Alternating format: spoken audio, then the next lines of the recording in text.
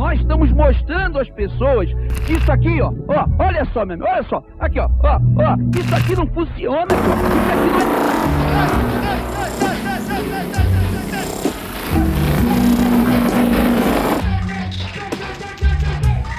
Quando eu passar a folhinha dela, ela cai, olha. Saindo! Você crê mesmo? Então pega o teu envelopezinho ali, pode pegar. Você vê, 9 anos, ó. Você viu o que ele falou? Vou fazer meus pais felizes. E vai mesmo.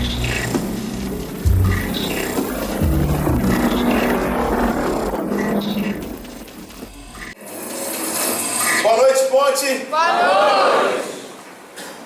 Se você ficou assustado com esse vídeo, eu também fiquei bastante assustado quando eu vi várias dessas cenas aí. E antes de começar, tem gente lá fora ainda. Tem algum lugar perto de você? Levante sua mão. Maria, o pessoal da equipe, tem gente lá fora que não conseguiu entrar. O pessoal da equipe aí, só para ter noção. Espero que todo mundo esteja usando desodorante bom aí para gente. Tá joia? Gente, prazer muito grande ter todos vocês aqui, especial quem está vindo pela primeira vez. E nós começamos uma série a semana passada chamada Igrejofobia. E a nossa intenção com essa série não é falar mal de igreja nenhuma, mas é a gente falar sobre a pureza do que ela falou aqui, sobre o Evangelho de Jesus Cristo. E a gente se sentiu muito incomodado justamente porque a gente tem visto muita coisa que estão vinculando com o nome de Jesus e nós não acreditamos que isso tem alguma coisa a ver com Jesus Cristo de Nazaré. E a nossa intenção com essa série, em primeiro lugar, não é aqui fazer uma série para movimentar a igreja, para atrair o povo, para curioso, para saber o que a gente está falando, mas é especialmente para a gente tentar quebrar alguns paradigmas. E você que está aqui hoje tem raiva de igreja, talvez primeira vez na igreja ou depois de 15, 20 anos, porque você foi muito machucado com a igreja. Aí, em especial, a gente está muito feliz por ter vocês aqui. E a nossa intenção, em primeiro lugar, não é falar mal de igreja nenhuma. Em segundo lugar, nós não somos a igreja perfeita. A nossa ideia com essa série não é aqui levantar a bola aqui da ponte e achar, não, ó, a gente é a igreja perfeita, que não tem problema, por isso que a gente está fazendo essa série. Não, até porque essa igreja é feita por pessoas, a começar pelo pastor, cheio de falhas. É por isso que essa igreja é a igreja imperfeita, porque ela é feita de pessoas imperfeitas. Mas o que nós amamos aqui, a nossa loucura em levantar a mão, de expressar o nosso amor, é porque nós amamos a um Deus que é perfeito. E apesar da gente ser imperfeito, nós temos tentado encontrar aqui um equilíbrio, tentando entender cada vez mais a pureza desse Evangelho, que tanta gente escuta e que cada vez mais está se distorcendo por aí. E a nossa intenção aqui hoje, na semana passada a gente falou sobre relacionamento puro com Jesus, e hoje também. A gente não vai aqui levantar várias coisas que têm acontecido e começar a pontuar e falar mal, mas você tem toda a razão, primeiro, de não gostar de muito crente, porque normalmente os crentes eles têm um olhar assim superior. Nós nos achamos os donos da verdade e às vezes fazemos questão de lutar pecado onde não há e até condenar algumas pessoas ao inferno. Isso não cabe a nós. O que nós queremos com essa noite aqui é falar sobre essa pureza do Evangelho. O Evangelho, como o Léo falou, a gente tem falado muito sobre isso, significa literalmente a boa nova, a boa notícia. Por isso que os 4 primeiros livros escritos no Novo Testamento, eles são chamados de Evangelho, porque eles falam sobre a história de Jesus. E desculpa, eu tenho que parar aqui que eu lembrei agora. A gente normalmente não tem nosso ministério infantil funcionando à noite, mas hoje o especial está aberto. Então, se você tem alguma criança aqui ou bebê, está aberto lá. E a gente vê muita gente reclamando que não tem ministério infantil à noite. A gente acha isso muito legal e a gente ora para que essa frustração sua e não ter pontezinha, você pode ser a resposta que você tem tanto reclamado, amém? Então, nós precisamos sim de vários voluntários do nosso departamento infantil. Então, agora tem o pessoal lá que vai poder auxiliar o seu filho. A gente tem salinha para funcionar, tem o playground lá, tem um lanchinho, McLanche feliz para todas as crianças. Essa é brincadeira, não. Até porque minha esposa é nutricionista e aquela montagem que fizeram emagrecer um pouco, eu nunca fui daquele jeito, eu sempre fui perfeito assim. Mas as mães ficam malucas quando o pastor fala sobre McDonald's. McDonald's para alguns é coisa do capeta e tal, aquela coisa. Mas enfim, então a pontezinha está aberta. Então, o que nós queremos aqui com essa série, nesses momentos aqui, é levantar e falar sobre o Evangelho puro e simples. Nessa mensagem, quando a gente começou essa igreja 3 anos atrás, na sala lá de casa, depois de um ano a gente foi para o Estúdio Clica aqui. E essa minha mensagem foi a segunda mensagem que eu preguei para essa igreja, a gente era um grupo bem reduzido, hoje a gente já tem 3 cultos bem cheios, mas porque nós queremos relembrar e partir do princípio do porquê que nós estamos aqui, tentando refletir sobre as crises que existem, qual o motivo pelo qual a gente se encontra neste lugar, por que a gente levanta a nossa mão, por que a gente expressa o nosso amor, por que existe crise no mundo, por que eu não consigo nunca encontrar alegria, me contentar com as coisas que eu consigo conquistar. A nossa ideia aqui é falar sobre a pureza desse evangelho, a boa nova. E eu estava falando aqui, o evangelho que você pode talvez conhecer como o evangelho de São Mateus, São Marcos, São Lucas ou São João, eles são chamados de evangelho porque justamente eles vão relatar a história de Jesus Cristo. Por isso chama evangelho, porque é a boa notícia.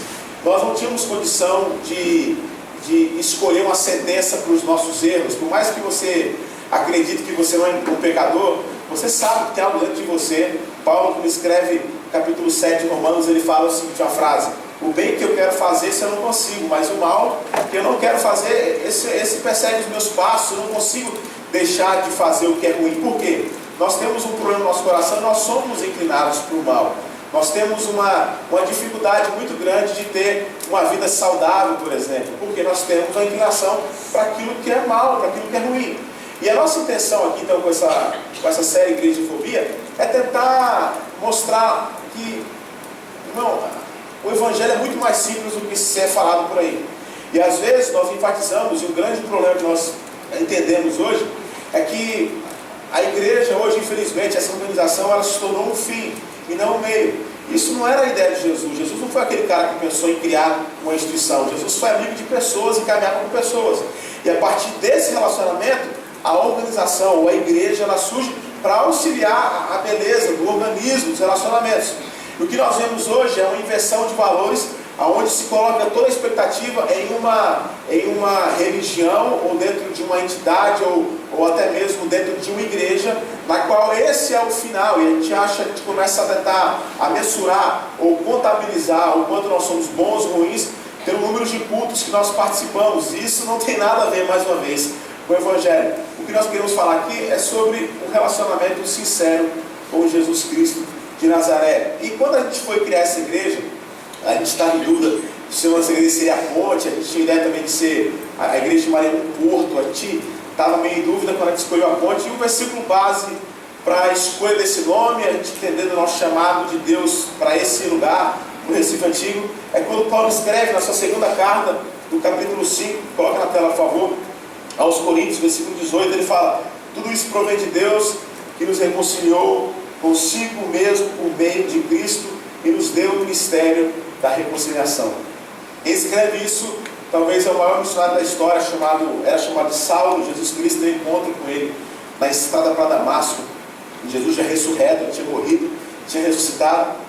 E Saulo se torna Paulo, e Paulo começa a viajar propagando o que tinha acontecido com o coração dele, com a vida dele. Até então ele tinha perdido muito tempo na sua história, então agora ele vai correr atrás do tempo perdido para a propagação desse evangelho. E esse Paulo, então, ele prega, ele viaja para os confins da terra, digamos assim, ele viaja para falar com os gentios, não só com os judeus. Os gentios era todo aquele povo que não era judeu. E uma dessas cartas ele escreve para essa igreja, e essa carta, talvez, esse versículo, ele sintetiza muito da nossa visão, ou do nosso chamado como igreja. Que é entendendo que nós estávamos perdidos, e Jesus Cristo, através do sacrifício na cruz, ele nos religou com Deus Pai, ou seja, nós temos acesso por causa do nosso intermediador, Jesus Cristo, daquela cruz. Só que agora, a partir disso, Paulo está dizendo, através da inspiração de Deus, falando assim: olha, agora eu vos confio, eu dou para vocês o ministério da reconciliação. E reconciliação significa religar, a gente aproximar de pessoas e, através de um amor, transformar a consciência daquela pessoa que a gente está se relacionando. Ou seja, reconciliação para nós significa ser ponte.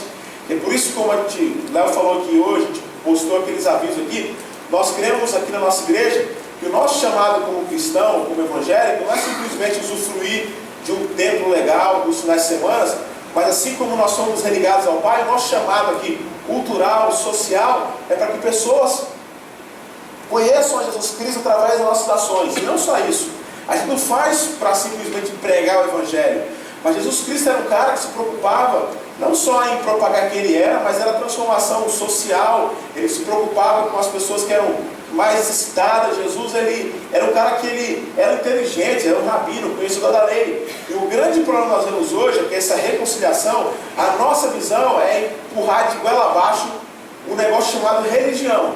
E religião é bem diferente de evangelho. A gente tem várias religiões no mundo. E o que nós queremos aqui resgatar é a pureza desse evangelho, da boa notícia de Jesus Cristo. Então, quando a gente chegou aqui na ponte, e quando a gente tem esses trabalhos sociais, é para que as pessoas talvez que são injustiçadas no Comuna do Pilar, ou que são talvez invisíveis para o Estado, para que eles ganhem algum tipo de representatividade, visibilidade, e eles ajudar eles no sofrimento. Talvez é perguntar o que Jesus faria se ele estivesse aqui nos nossos dias. Então, pensando nesse aspecto, a gente quer partir de um princípio que essa religação, esse ministério da reconciliação que Jesus confia a nós, ele vai muito além, e isso aqui não é uma isca para você que odeia a igreja e está aqui não. Nós queremos mostrar para você que essa religação vai muito além de um culto, mas é de gerar uma consciência para que você entenda o motivo pelo qual nós nos reunimos aqui. Mais uma vez enfatizando, não é que a gente está 100% correto, que a gente é a igreja perfeita, não é isso, mas nós temos lutado para resgatar essa pureza do Evangelho. E para começar, falando sobre esse resgate do Evangelho, na perspectiva também que nós somos a resposta, quando a gente entende o que Jesus Cristo fez por nós, de religar pessoas a Cristo. Eu fui convidado uma vez, a gente trouxe em 2010 para a conferência Oxigênio, uma banda que era até pouco conhecida, chamada Palavra Antiga. E a gente fez uma amizade muito grande com o Marcos Almeida, que era o líder do Palavra Antiga. A banda acabou, mas o Marcos é um cara muito especial. E o Marcos Almeida, para quem conhece, sabe das músicas dele, da capacidade que ele tem de escrever, é um cara muito inteligente. A gente convidou ele depois dos 2 meses da conferência para a nossa igreja, e ele estava pregando no final de semana, que ele estava falando sobre fé, cultura, arte, adoração. E depois acabou aquele evento lá no domingo, ele ia embora na segunda-feira de manhã e falou assim: Gui, eu estou pensando em ficar aqui, eu preciso fazer uns estudos aí, eu quero entender um pouco mais sobre algumas histórias, e eu quero viajar para o interior de Alagoas, queria saber se você quer ir comigo e tal. E aí quem manda lá em casa sou eu, mas eu pedi autorização da minha esposa se eu podia ir com ele. A gente entrou no carro, mandamos um carro, fomos para lá, e ele, cara, eu estou indo porque a gente quer conhecer a história de um cara, eu queria mais a fundo assim, ouvir dos moradores dessa cidade chamada Porto Calvo, interior de Alagoas, sobre a história de um cara que é tido pela coroa portuguesa como um traidor. Esse cara chamado Domingos Fernandes Calabar. E ele falou assim: cara, você conhece a história, né? Pelo amor de Deus, você mora aqui em Recife. É claro, mas conta um pouco mais aí. Aquela estratégia do professor fala, né? 7 vezes 8. 7 vezes 8, professor? 7 vezes 8. Né? 7 vezes 8, 7 vezes... E a gente fica enrolando, porque a gente às vezes não sabe a parada. Não, mas eu sei, mas conta aí que eu estou meio esquecido, né? E aí ele foi contando a história, a gente passou na livraria, compramos um bloquinho de notas, caneta, e falou: a gente vai parar nos lugares e você começa a escrever tudo que você ouvir. Eu falei: não, deixa comigo, cara. Vamos embora. Chegamos lá na prefeitura, a prefeitura falou: procura o colégio do governo, tem um professor lá de história, o cara sabe tudo sobre Calabar. Chegamos lá, conversamos com o professor de história, e eu fico apaixonado por aquela história, porque basicamente em 1600 esse cara nasce na cidade de Porto Calvo, ainda pertencia ao governo de Pernambuco, tinha ainda muita economia em todo o estado, na província de Pernambuco. Os portugueses já estavam aqui na nossa terra, e Calabar, quando chega mais ou menos 1625, o cara desenrolado, ele conhecia como ninguém aquele terreno do interior de Alagoas. O terreno de montanhas e tal. E quando os portugueses chegavam aqui, uma das estratégias era criar um relacionamento com as pessoas que mandavam, ou que tinham poder, ou que eram estrategistas e conheciam o lugar. Então chamaram Calabar: a gente está aqui, coroa portuguesa, a gente quer fazer a nossa morada aqui. E a gente sabe que a coroa portuguesa não queria, na verdade, eles queriam simplesmente tirar o que nós chamamos de bom e ir embora. E Calabar, então, até então, pelas promessas que havia, se alinhou com a coroa portuguesa, estava aqui batalhando pela coroa portuguesa na instauração. Ele foi crescendo, cada vez mais conhecido esse homem, se tornou um senhor de engenho, um cara muito conhecido, até que em 1630 os holandeses são expulsos da Bahia e atracam aqui em Recife e começam dando batalha. Eles sabiam que onde Calabar estava, a vitória era garantida, porque Calabar conhecia como ninguém os morros, os montes. E aí Calabar então destruía aquelas frentes holandesas que iam para a batalha junto com os portugueses. Até que a gente saiu da escola ouvindo essa história do professor de história, fomos para a farmácia e o dono da farmácia, o farmacêutico, chamado carinhosamente como Calabar. A gente achou, pô, o cara é tido como traidor da pátria e a mãe botou o nome do cara de Calabar. E quando a gente perguntava para o professor de história e para o dono da farmácia, quando a gente perguntava assim, o que você acha?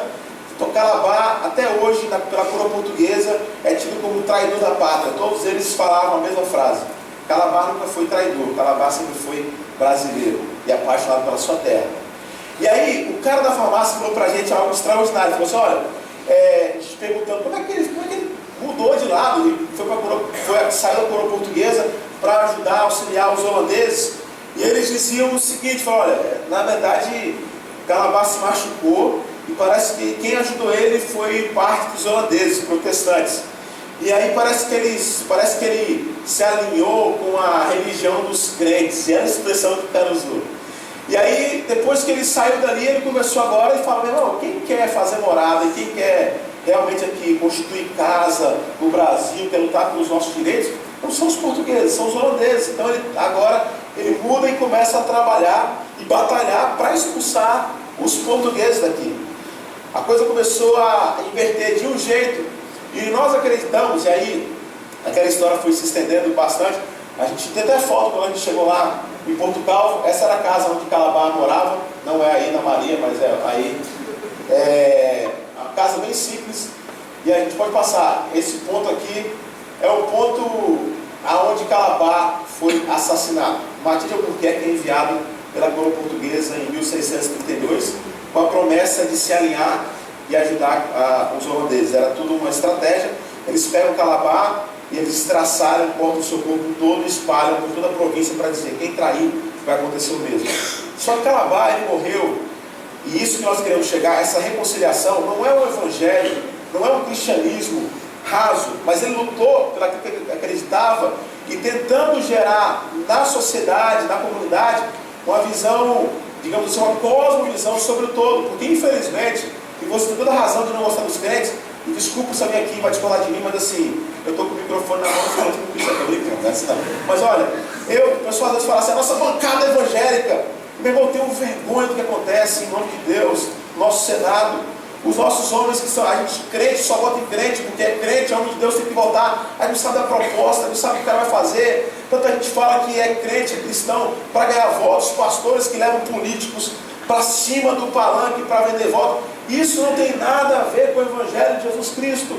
E infelizmente, muita crise que a gente tem vivido é porque, infelizmente, a igreja ela é bitolada e ela não consegue pensar fora dessas quatro paredes. O nosso chamado, o chamado de Cristo, não foi para a gente viver aqui em uma amizade, uma família simplesmente, mas a partir disso a gente se referencia lá fora. E nós não temos essa referência mais, porque a gente não consegue mais transitar, conversar. O que Calabar fez, entendendo a fé, o que Cristo fez por ele, assim como Paulo, ele queria ter uma representatividade e lutar pelos direitos, pela sua sociedade, pela sua cidade. E nós ficamos no meio do caminho. Crente não sabe conversar e fala tudo é culpa de Deus, é culpa do diabo. A coisa boa, aleluia, foi Deus, a coisa ruim foi o diabo. A gente não tem mais discurso e a gente entende por que você tem nojo, não consegue entrar na igreja. Por isso que a gente está feliz que você está aqui. Mas pessoas como Calabar, como o apóstolo Paulo, eles compreendem isso, esse chamado, e começam a fazer diferença não só no aspecto de igreja, família, mas fora disso. E aí acontece algo interessante. Depois que ele morre e tal, muita gente, até hoje a coroa portuguesa é tido como traidor, mas naquela cidade, e essa história ela foi levantada há 56 anos atrás, porque quem nasceu lá também foi a família do Chico Buarque de Holanda, e eles começaram a fazer algumas peças de teatro, e hoje quando você coloca no Google, antigamente era assim, Calabar traidor. Hoje quando você coloca Calabar, é assim, traidor ou herói. E aí, o dia foi se findando, acabando, a gente foi brincar depois lá, eu, Marcos, isso aqui, e ele é legal, porque quando a gente joga esses jogos de botou uma rolha na pistola lá, era chumbo mesmo, irmão. E aí, eu lembro que a gente atirava, o que você derrubava era seu. Então era assim, frigeres, house. Mas você atirava, estraçalhava os 5 frigeres, ficava 2. Você comia 5 espinos, mas era legal. E daí acabou, a gente brincou, tá, vamos pro hotel e tal. Daí tem um hotel, porque amanhã a gente continua, ele me achando um repórter e tal, né? Você tá lá embaixo do hotel, a gente chegou lá no hotel lá embaixo, não era um hotel com H, era com M. E aí, o Marcos chegou lá no hotel com ele e falou assim, oh, boa noite, tem lugar para ficar? Tem? olha, então você está pensando não. O cara falou, não, fica tranquilo, todo mundo fala isso, pode entrar. Aí a gente entrou, e aí escrevendo tudo aquilo, 3 dias, pegando os relatos. E aí o Atos, depois você lê, é fantástico. Ele foi fazer uma matéria, falando assim, Calabá foi considerado traidor da pátria por Portugal, assim como Rodolfo Abrantes, quando se converteu, foi considerado o traidor do rock nacional. É vendo isso? Rodolfo Abrantes. Porque o Evangelho é um chamado que ele vai trazer algumas coisas para a nossa consciência. Não é que a gente não tem que amar o mundo e tal, mas a gente vai ter uma visão baseada no que Jesus fez e não simplesmente com a ótica humana, errada e às vezes muito simplista que nós temos. E aí, essa matéria está lá, e aí a partir disso, quando eu vi a história de Calabá e quando a gente foi plantar a igreja, até isso, até hoje a gente fala dessa história, nós temos estado como igreja a pensar ou tentar resgatar alguns valores. Eu não estou falando mais uma vez, a nossa igreja não é igreja perfeita, não é isso. Mas a gente tem tentado lutar e resgatar algumas coisas básicas do Evangelho de Jesus Cristo, que foram perdidas no meio do caminho. A gente fala de muita coisa, mas a gente esquece do que é essa boa notícia, ou por que nós estamos aqui. Eu gostaria de apresentar 3 maneiras de se preparar nesse tom, de se falar sobre o Evangelho puro e simples de Jesus Cristo. 3 maneiras de você entender o que é esse Evangelho, o que é essa boa notícia. Partindo do princípio que Calabá foi transformada, a partir disso, a sua visão, digamos assim, de cidadão, de alguém responsável por tanta gente. Onde está a nossa história no meio disso tudo que acontece no mundo? Porque às vezes fica meio perdido. Meu irmão, é a minha vida, daqui a pouco acaba, aonde eu estou, para onde eu vou, até mesmo se perguntando, o que eu vim fazer? Eu estou dentro da igreja, eu acredito, tomara que ninguém tire foto e me veja aqui, porque isso aqui era inconcebível, mas eu estou aqui hoje. E aí, antes de eu falar desses 3 aspectos, eu queria simplesmente te pedir, para que você, que tem muito pé atrás com a igreja, a gente concorda com você, entende você, mas para que você simplesmente concebesse uma vez na vida, a não fechar o seu coração para falar assim, não estou nem querendo ouvir aqui. Você já está aqui já e você tentou tanta coisa na vida, por que não ouvir? Você não precisa, ninguém vai te pedir seu dinheiro aqui, para que você fure o dedo e faça um pacto com alguém aqui, ninguém não ataque um animal. A gente quer simplesmente falar sobre esse Evangelho puro e simples. Eu queria que você abrisse seu coração para ouvir essa explanação sobre 3 maneiras que a gente pode chegar ao Evangelho. E para falar isso, eu vou começar de onde nós cremos que tudo isso surgiu. Por mais que você seja cético com relação à criação, até hoje a ciência não conseguiu provar como é que o mundo surgiu. Isso é fato. Até mesmo o cara que é cético, o cara que é ateu, ele não acredita em nenhuma divindade, mas ele trava na hora de algum princípio ativo para que tudo acontecesse, a explosão ou o primeiro ato. Não tem ninguém até hoje conseguiu resolver esse problema. Eles estão tentando criar a vida, mas eles não vão conseguir. O princípio tem que ter o dedo de alguém. E nós cremos, nós somos cristãos, a gente acredita no criacionismo, que Deus criou Adão e Eva. Nós cremos literalmente em um Adão e uma Eva. Deus foi lá e criou Adão e Eva e os colocou dentro de um paraíso. E falou assim, olha, isso aqui é de vocês. E uma maneira que a gente pode entender esse Evangelho é a partir do exílio. Exílio significa literalmente expulsão da pátria. Deus criou a Trindade, foi lá e criou Adão e Eva e falou assim, olha, vocês podem usufruir de tudo, mas vocês não podem tocar nessa árvore do conhecimento do bem e do mal. Alguns acreditam que é macieira, mas é uma árvore que eles não poderiam tocar. Aí muita gente fala assim, pô, mas Deus não foi um pouco sarcástico, sacana, porque ele sabia que os caras iam errar, por que ele cria aquela árvore do conhecimento do bem e do mal? Ele cria por um motivo, porque não existe amor verdadeiro sem ter uma escolha. Não existe amor verdadeiro sem ter escolha.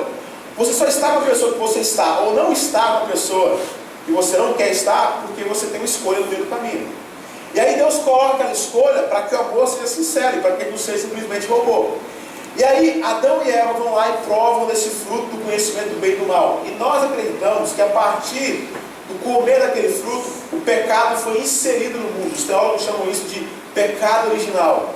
A partir de Adão e Eva, todo mundo que nasce já nasce pecador. A gente não peca porque a gente é pecador, a gente já nasce pecador. Eu sempre uso aqui a linguagem de criança, que ninguém ensinou ela a pecar, e como ela é pecadorazinha, miserável, gosta de coisas erradas.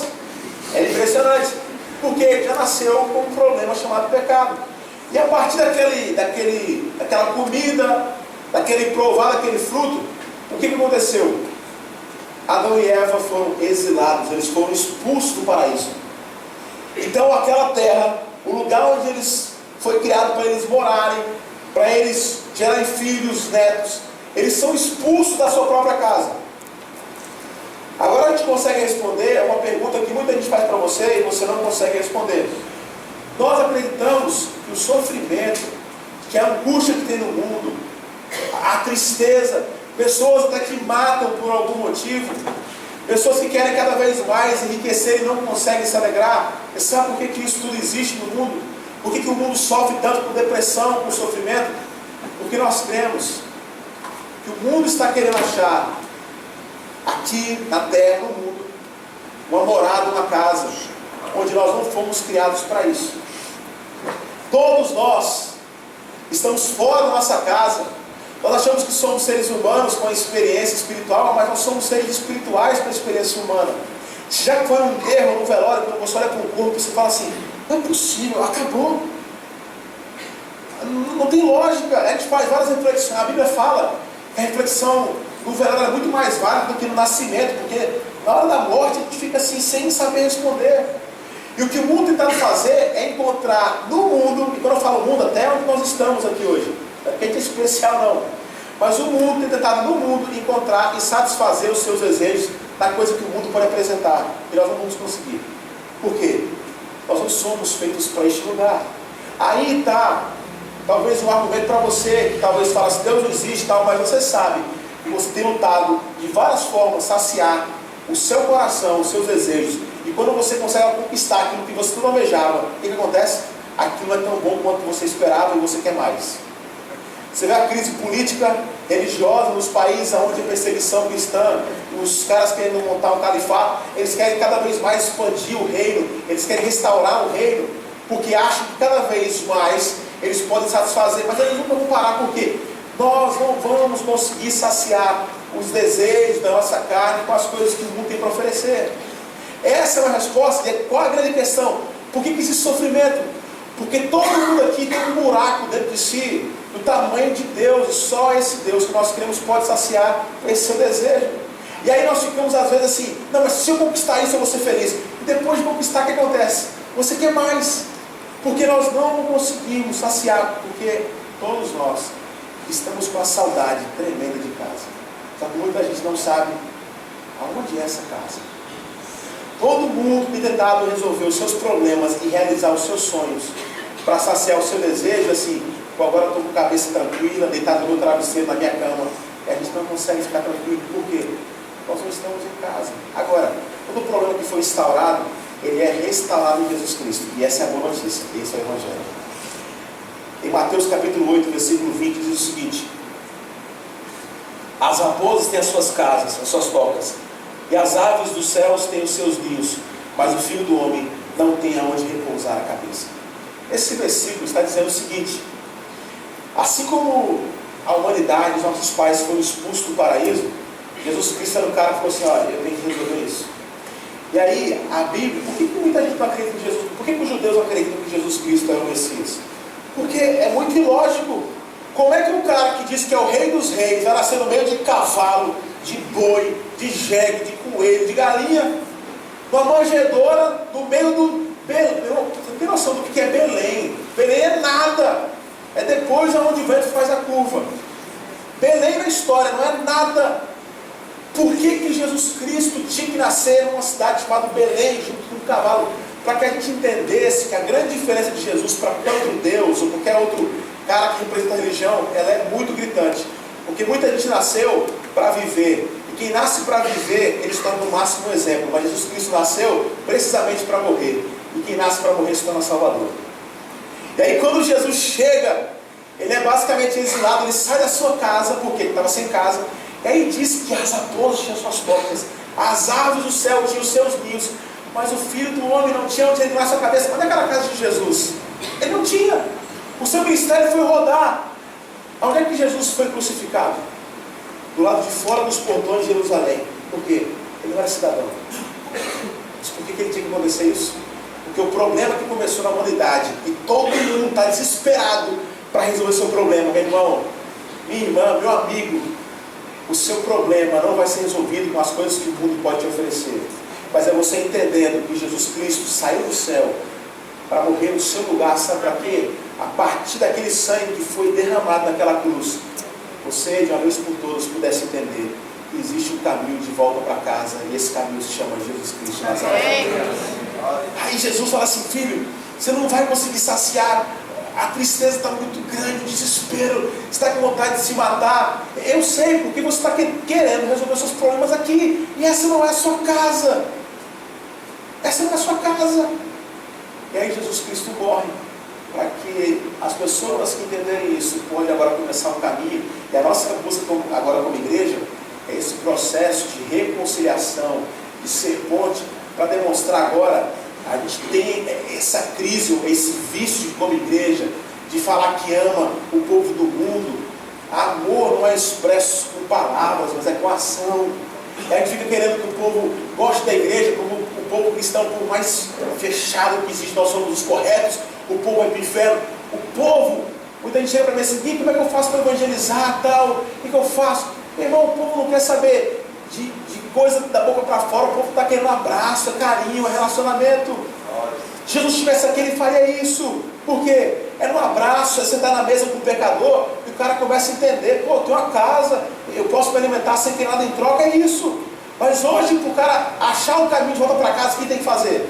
O cara tem que vender o carro. E essa semana passou um vídeo aí do pastor lá: se tem um Gol, vende o seu Gol. Tem um Camaro, vende o Camaro. Tem um Lamborghini, vende o Lamborghini. E volta a pé para casa, porque você tem que provar a Deus. E Deus é obrigado a te dar. Onde que inventaram? Imagina Deus olhando assim: opa, você ensinou, pastor, vou fazer isso já. Eu sou obrigado, né? Isso não é evangelho. Evangelho é ser amigo de Jesus. Ele morreu por causa de mim, de você, que é apaixonado por nós. Esse é o caminho de volta. Você não precisa: mas o que eu preciso fazer para andar nos caminhos de Jesus? Meu irmão, o que vem depois é periférico. Você precisa começar a se relacionar e não fazer um monte de coisa para ser aceito. Você começa a se relacionar e depois as coisas vão mudando. A sua percepção do mundo, as coisas que você faz de errado vão agora te alertando, e você começa a deixar de fazer. Mas você não precisa ficar parado assim: eu vou ter que mudar tudo para ser aceito. Não. Jesus veio, já morreu, já pagou o preço pela sua vida naquela cruz. E agora o caminho está aberto. Cabe a você falar assim: eu quero voltar para casa, porque o sofrimento está muito grande. Eu não estou falando que a nossa caminhada vai ser uma caminhada de sofrimento, porque quem tem Jesus e sabe disso, das nossos sofrimentos e complicações que nós passamos, é muito mais fácil, porque nós temos fé e esperança que as coisas estão e têm uma data limite para acabar esse sofrimento. E nós estamos nesse caminho de volta para casa. A segunda forma da gente entender o Evangelho, a boa notícia, é através do pacto. O que é o pacto? O pacto é um casamento. O pacto é um tratado. Quando eu me casei com minha esposa, a gente fez um pacto na frente das testemunhas e de Deus. E se eu mantivesse aquele pacto, o nosso casamento se tornaria um casamento saudável. A partir do momento que eu quebro aquele pacto, começa a ter crise. Deus vai lá e Deus vai fazer vários pactos na história da Bíblia. O primeiro pacto que ele faz é o pacto adâmico, com Adão e Eva. Olha, a gente tem um pacto aqui. A casa de vocês não podem fazer o que vocês querem. Não só não comam esse fruto do conhecimento do bem e do mal. Eles vão lá e quebram um pacto. E aí Deus, na história, sempre usou homens e mulheres, como usa até hoje, para representar o amor de Cristo, o ministério da reconciliação, mais uma vez. Aí Deus chama um cara no Velho Testamento chamado de Oséias. Oséias era um profeta de Deus. E Oséias então estava lá, e Deus chega para ele e fala o seguinte: coloca para mim aí, Oséias capítulo 1, versículo 2 e 3. Quando o Senhor começou a falar por meio de Oséias, o Senhor lhe disse: vai, toda mulher adulta, filho da infidelidade, porque a nação é culpada do mais vergonhoso adultério por afastar-se do Senhor. Por isso ele se casou com Gomer, filho de Diblaim, e ela engravidou e lhe deu um filho. Deixa eu te explicar essa história aqui. Deus chama agora um profeta e fala assim: ó, profeta, eu quero que o povo entenda que o pacto foi quebrado comigo lá atrás no Éden. Eu preciso mostrar que quem pode instaurar o pacto sou eu, porque eu amo esse povo. E aí Deus chega assim para Oséias: Oséias, tudo bom? Boa tarde Deus. Então eu vou para te dar, cara. Opa, fala, Senhor, oh, aleluia. Eu tenho uma mulher para você. Glória a Deus, papai, eu estava desesperado, Deus. Pois é, você vai casar com o Gomer. Ah, Deus, é porque eu só conheço uma, que é a prostituta. Qual é a outra que tem aqui na cidade? Essa mesma, Oséias. Mas pensando, pô, vim pra cá pra igreja pra ver um negócio novo. O pastor tá falando de um cara, de um profeta que casou com uma prostituta. Muito bom esse culto, hein? Calma! A Bíblia é linda. Aí Deus fala para Osés, vai casar com ela. Porque eu quero demonstrar através de você o tanto que eu amo meu povo. Osés vai lá, casa com essa mulher, com a prostituta. Tem 3 filhos. Depois de 3 filhos, sabe o que essa mulher faz? Coloca o versículo próximo. O Senhor me disse, vai entrar novamente com amor a sua mulher, apesar dela ser amada por outro e ser adúltera, ame-a como o Senhor ama os israelitas, apesar deles se voltarem para outros deuses e de amarem os bolos sagrados e as uvas passas. Presta atenção. A mulher dele, depois de 3 filhos, sabe onde ela foi? Voltou para o prostíbulo. A gente leu, ela estava na cama, sendo amada por outro. É uma versão bonita de dizer que ela estava lá na cama com outro cara. E Deus fala para Osés, vai atrás da sua esposa. Bom, peraí, bicho.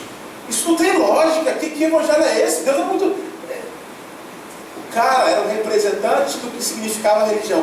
Vocês estão vendo, cada vez mais o que a gente vê não tem nada a ver com o evangelho puro e simples de Jesus Cristo.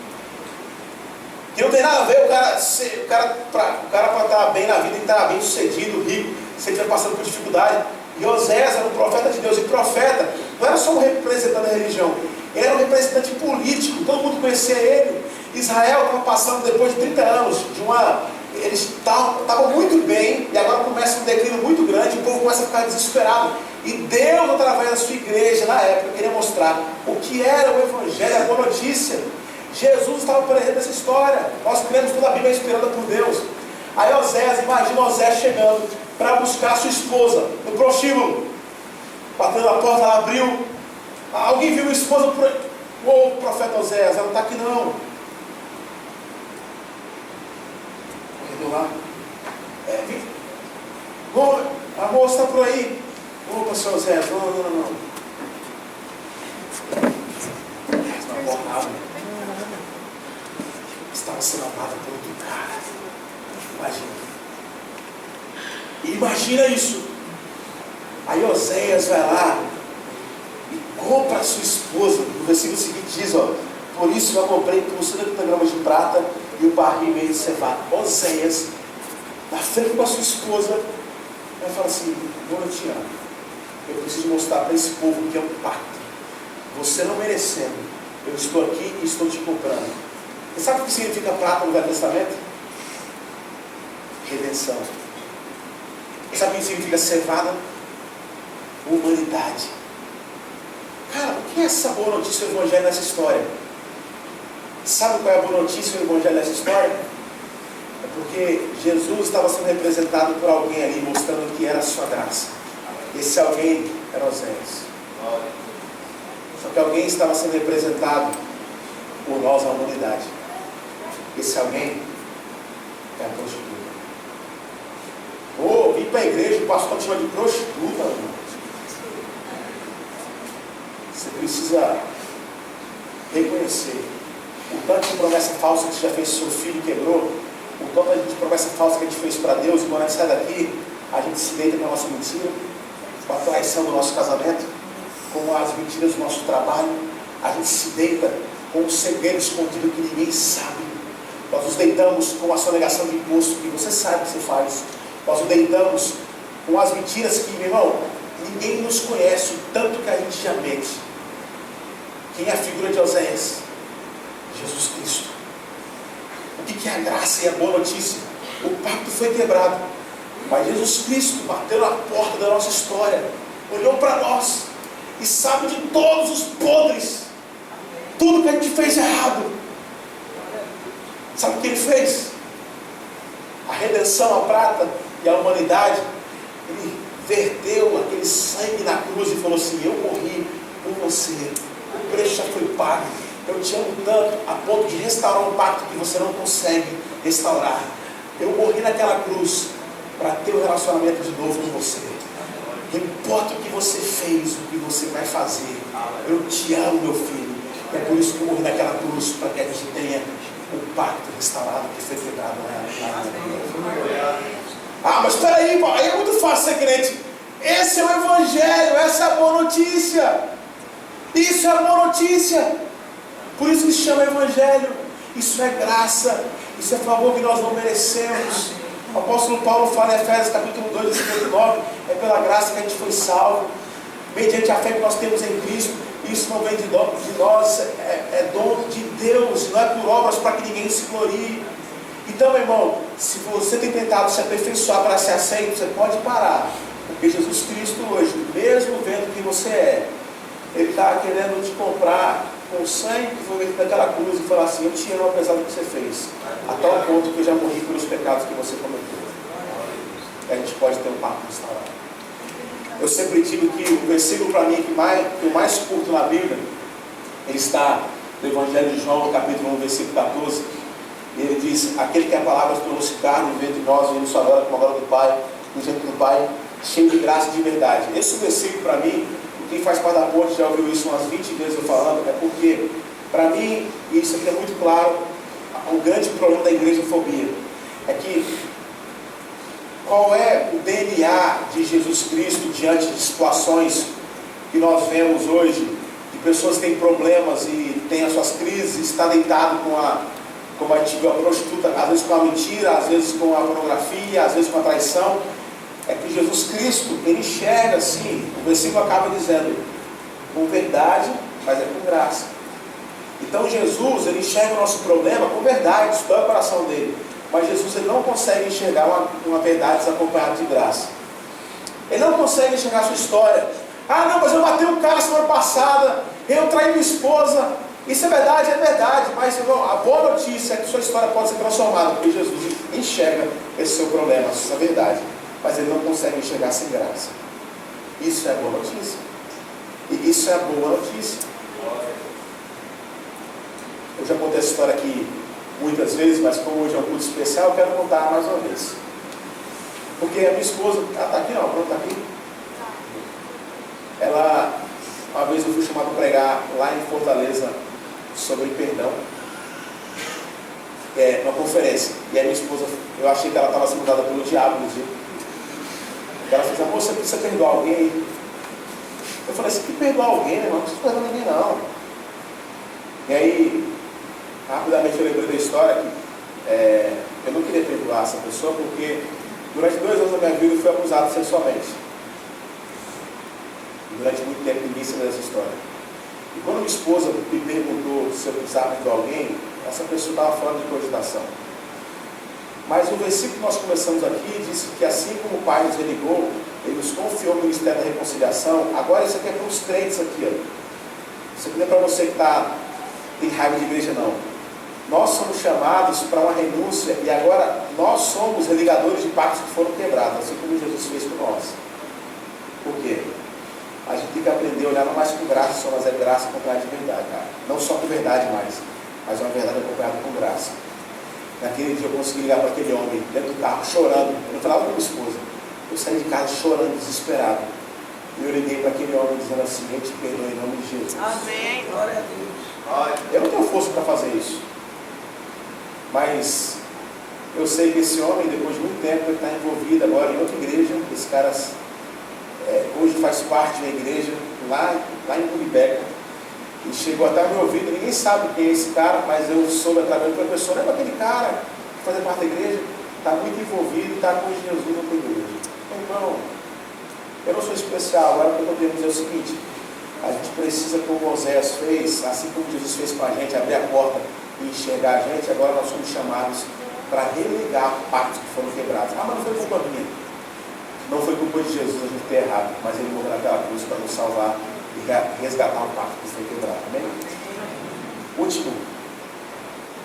A última maneira da gente chegar ao Evangelho, a gente viu através do exílio, a gente viu através do pacto, e agora a gente vê através do reino. Voltando, Adão e Eva provaram daquele fruto, e quando nós provamos do fruto da vida, as coisas acontecem. E quantos de nós não somos tentados? Eu falei aqui, quando Paulo escreve no capítulo 7 de Romanos, ele fala que o bem que ele gostaria de fazer, esse ele não consegue fazer, mas o mal que ele não queria fazer, esse ele faz. Porque nós temos dificuldade demais de fazer o que é correto. E sabe qual é o problema? Sabe por que a gente faz o que é errado? Porque, sem professar isso, mas pensa nisso, Você normalmente quer ser o dono do seu próprio nariz, porque você quer ser o seu próprio Deus. Ah, não quero ser o meu próprio... Se você quer ser o dono da sua vida, você quer ser o seu próprio Deus. Você quer decidir para onde você vai, para onde você quer ir. E o Evangelho é uma chamada para você entender que o irmão estava perdido, agora tem uma solução. É a boa notícia. Ainda bem que a sua vida pode não estar mais diante das suas mãos. E você pode entregar a direção da sua vida. E aí o que acontece? Quando Adão e Eva provam da árvore do conhecimento do bem e do mal, o que eles estavam fazendo?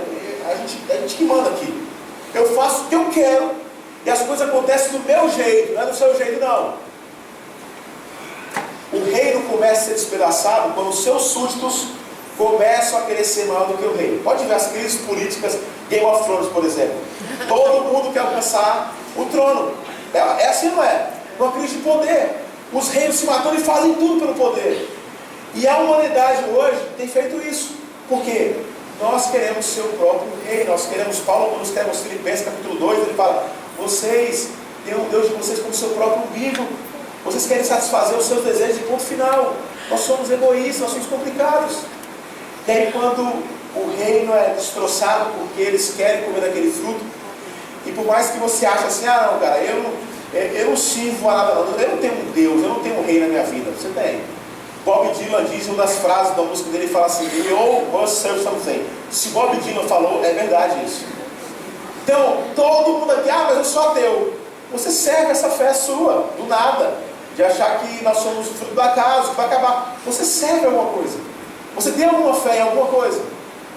E aí, por causa da crise, agora precisava de restauração. O que foi a boa notícia diante de uma crise política, de reinado?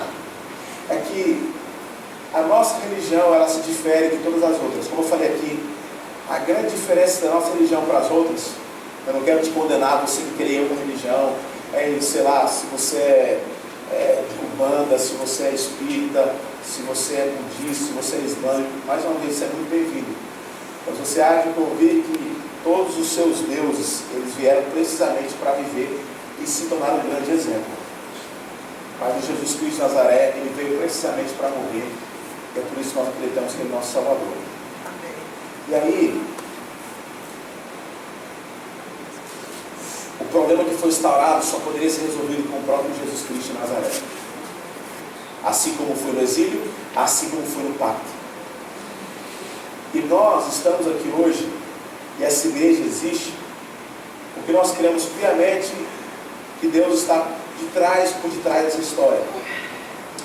E a grande diferença é que a gente pode viajar na história e chegar a 556 a.C. Um cara muito especial, ele nasce no Nepal. Esse cara, conhecido hoje mundialmente, deram o nome a ele de Buda. E depois de 86 anos de idade, esse cara faleceu. E ele não foi enterrado, mas os restos mortais eles cremaram. E eles colocaram em alguns lugares e eles jogaram para o ar, para o mar, em várias partes do sul da Índia. E aí, fiéis do mundo inteiro viajam para esse espaço para fazer algum tipo de energização, contemplação, reflexão. E eles chegam naquele lugar, você pode procurar na internet, e eles fazem cultos, eles celebram essa nova ideologia que foi inserida por um cara que foi especial. Mas quando eles estão naquele lugar, é um lugar onde há muito respeito, eles ficam muito quietos, eles fazem as orações por quê? Respeito, porque o Deus daquela religião está ali morto, ele foi morto porque era especial. Mas eles fazem com muita calma, porque ali é um lugar de festa, aquele cara morreu. A gente viaja na história 632 depois de Cristo. Um cara tem um encontro, segundo ele, com o próprio Deus. Esse Deus que é um Deus monoteísta, não existe Espírito Santo, não existe Jesus Cristo. O próprio Deus fala para ele assim: olha, as religiões estão acabando com o mundo, nós precisamos restaurar e afunilar, porque só deve existir uma religião no mundo. E ele sobe então com Deus para um monte chamado Monte Ira, na Arábia Saudita. E nesse monte, Deus começa agora a recitar, segundo ele, um livro chamado Alcorão. E esse homem chamado Maomé começa a escrever o livro que é base do islamismo. Esse homem morre e ele é enterrado numa região chamada Medina, na Arábia Saudita. Um lugar lindo, todo de pedra de mármore. Naquele lugar, os fiéis precisam ir lá, assim como Meca, para fazer as suas orações. Eles vestem roupas brancas, como símbolo de humilhação. E ali eles fazem suas orações com muita calma, com muito respeito. Por quê? O Deus daquela religião foi enterrado naquele lugar. Mais próximo dos nossos dias, 1869, Paris, em um cemitério imponente da capital francesa, esse homem que foi o pai de uma religião chamada Espiritismo.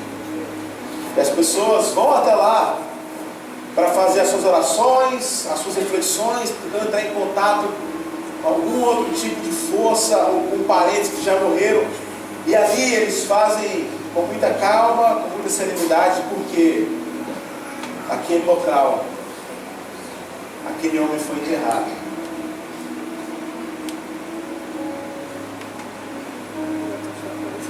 A gente pode ir agora ao local onde Jesus Cristo foi colocado depois de ter sido estraçalhado naquela cruz por causa do meu e do seu pecado. O seu corpo foi tirado, todo esmagado, e foi envolto em um pano e colocado por uma cultura judaica em um tipo de uma gaveta, em uma rocha onde tinha uma pedra muito pesada. Jesus Cristo foi tirado daquela cruz, envolto naquele pano, foi colocado lá. 3 dias depois, Maria Madalena, ela chega ali, aquela pedra nunca mais no local. Guarda, isso que aconteceu? Chega João, que era o grande amigo de Jesus, chega primeiro, depois Pedro. E nós cremos que o reino que foi estraçalhado quando Adão e Eva pecou, ele está sendo restaurado. Sabe por quê? O nosso rei, que os judeus tentaram matar, ele não está morto.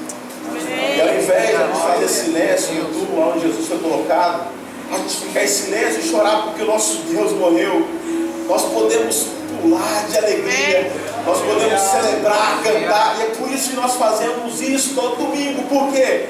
O Jesus de Nazaré não está morto, ele está aqui hoje. Hoje, parceiro do nosso meio. O reino que foi estraçalhado, ele está sendo agora construído. Quando a gente entende isso, que nós somos os pés, as mãos de Jesus. O que é pregado aí, meu irmão, tem muita coisa que tem a ver com o Evangelho. Em nome de Jesus, a minha ideia vai falar que a ponte tem a resposta. Mas vocês viram como é simples o Evangelho que Jesus veio trazer? É amor ao próximo, é abraço, é salvação, é restauração de pacto, é trazer de volta para casa, porque o nosso Jesus vive. O nosso rei está vivo. Ele está restaurando o seu reino através de mim e de você. E a nossa luta pela essa restauração da pregação da palavra, ela é minha, ela é sua na nossa caminhada cristã. E ao invés de chorar, é por isso que você acha meio maluco, os crentes aqui levantando a mão chorando. Imagina que você foi condenado à morte, você ia morrer pelo que você fez. Aí chega um cara e fala assim: não, esse peso é muito para você, licença, e eu vou morrer no seu lugar. Como é que seria a sua reação diante de uma atitude como essa? Seria de gratidão ou não? Foi isso que Jesus fez por você.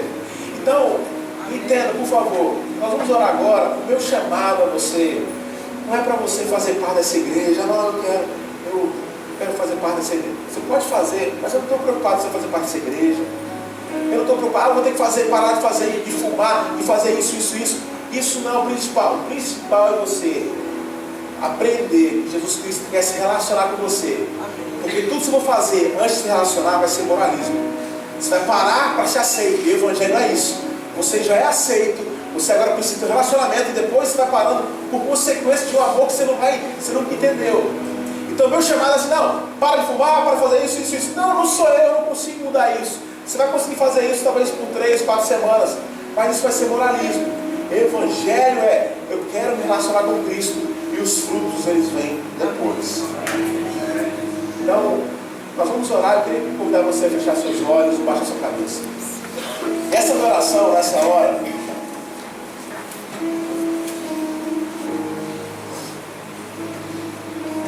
vez, não é para te convidar a fazer parte dessa igreja. Mas você que tentou tudo na vida e tem medo, até mesmo assim, não, mas eu achava que eu tinha que fazer isso, que eu precisava do meu carro. Não. Pode parar com isso. Você não precisa fazer nada disso. Meu convite para você nessa noite, para você falar assim, pô, eu quero ser amigo de Jesus. Eu quero. Esse Jesus eu quero ser amigo. É isso que ele quer de você, ele morreu naquela cruz, para que você tenha um relacionamento com ele. Nessa hora, todo mundo com os olhos fechados, cabeça baixa, mesmo se você não concorda, mas por respeito faça isso. Porque é um tempo bem de intimidade mesmo assim, de relacionamento. Então, respeite mesmo se você não concorda. Todos com os olhos fechados, cabeça baixa, eu vou pedir para que você quer ser amigo de Jesus, você que está sem igreja há muito tempo, que você ficou muito machucado, para que você nessa hora, quando eu disser, que você levante sua mão, eu quero orar por você, você que hoje quer ser amigo de Jesus. Mais uma vez, o meu convite não é para você fazer parte dessa igreja, não é para você, irmão, eu estou falando de ser amigo desse Jesus. O resto você vai ver que é ele que faz o seu coração. Você já tentou de tudo na sua vida, mas ainda você no coração, isso é muito ilógico, cara, isso não pode ser isso. Por que você não tenta ter esse relacionamento com Jesus? Por que você não tenta ter esse relacionamento com esse Deus que morreu naquela cruz para te salvar?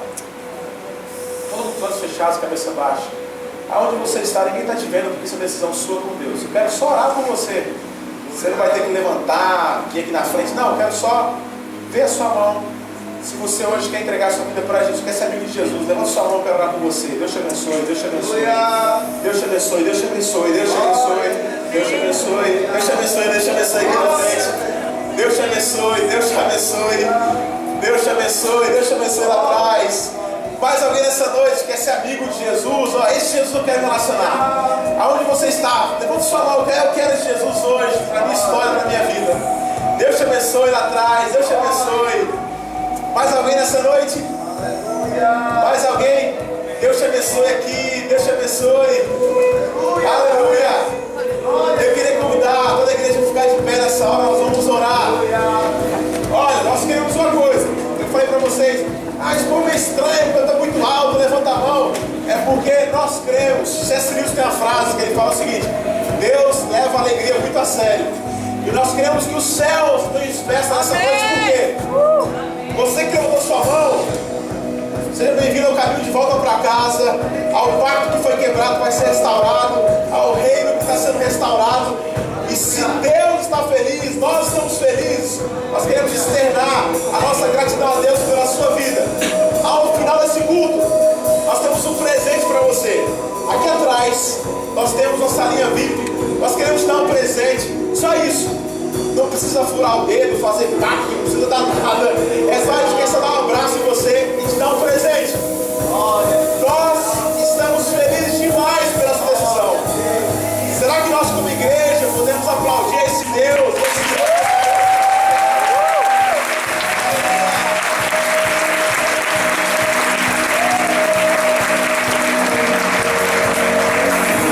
Eu quero fazer uma oração nessa hora. Antes da gente cantar essas últimas duas músicas, e você que aceitou Jesus no seu coração, eu queria que você fizesse isso assim, como uma poesia, ou como uma declaração sincera do seu coração para o coração de Jesus.